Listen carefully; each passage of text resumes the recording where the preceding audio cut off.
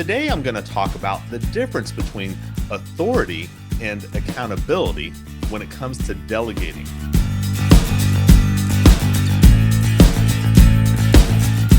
The Authentic Leader Show is the podcast for technology leaders and other industry leaders who are leading and mastering the art of delegation to high-performing technology teams. Now, leaders don't understand what delegation really is and what it is not. Many leaders are already delegating without even realizing it. Now, think about this. The fact that you have a team, by definition, is delegation. Every task you complete by your team, every function that they perform, every project that they work on is a task that you delegated to them. When a team member completes a task like taking out the trash, back when I was a lifeguard, that was part of my job is I need to take out the trash.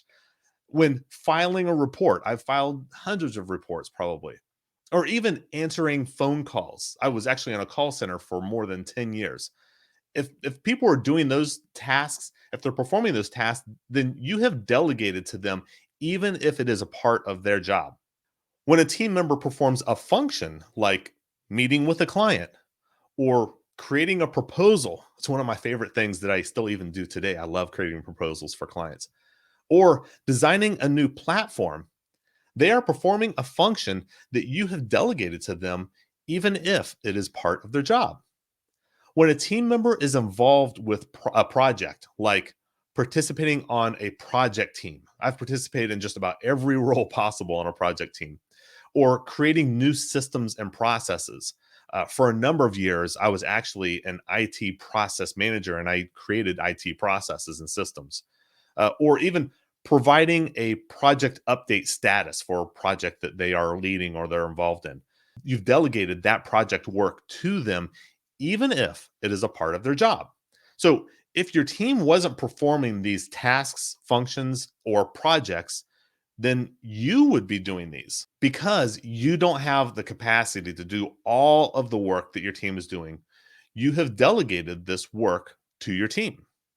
Now, the real problem comes when delegating new tasks, functions, and projects to your team. These tasks, functions, and projects may or may not already be a part of their job. What's important is knowing what you are delegating to them.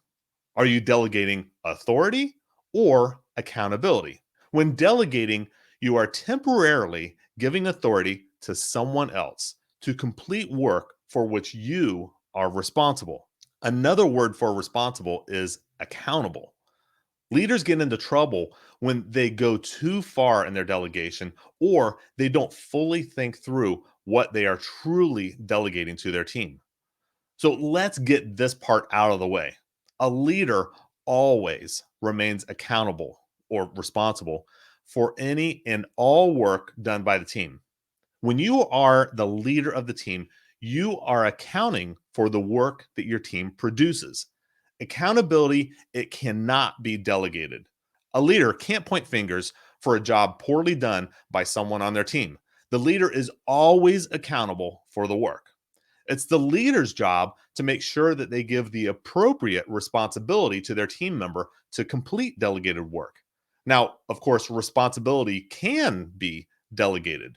Responsibility is giving authority to your team member so that they can do the work that you have delegated to them. Responsibility can be divided into two words to say response ability.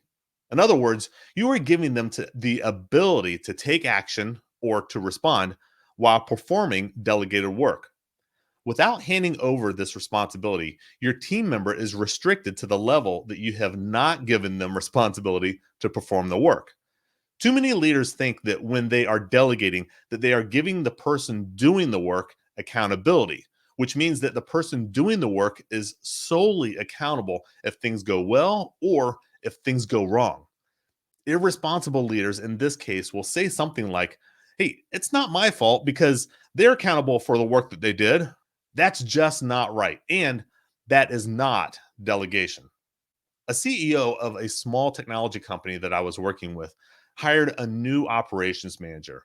This was a new role for the organization because The CEO, they needed to get out of the operations so that they could focus on higher level thinking opportunities. Now, this is fantastic because this is the perfect reason to delegate.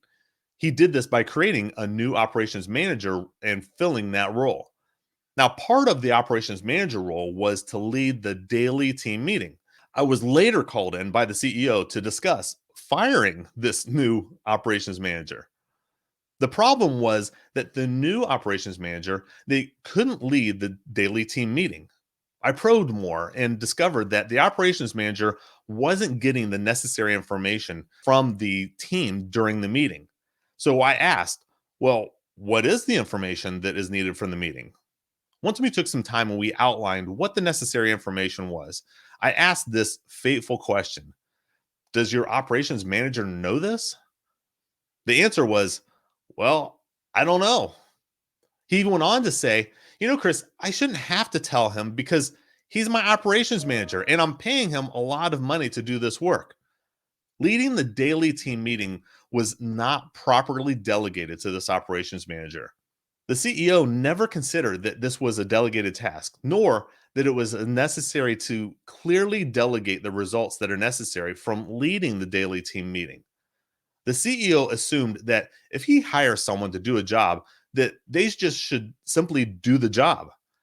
The bottom line is that no matter what level your team member is in the organization, you need a delegation strategy to assign any work.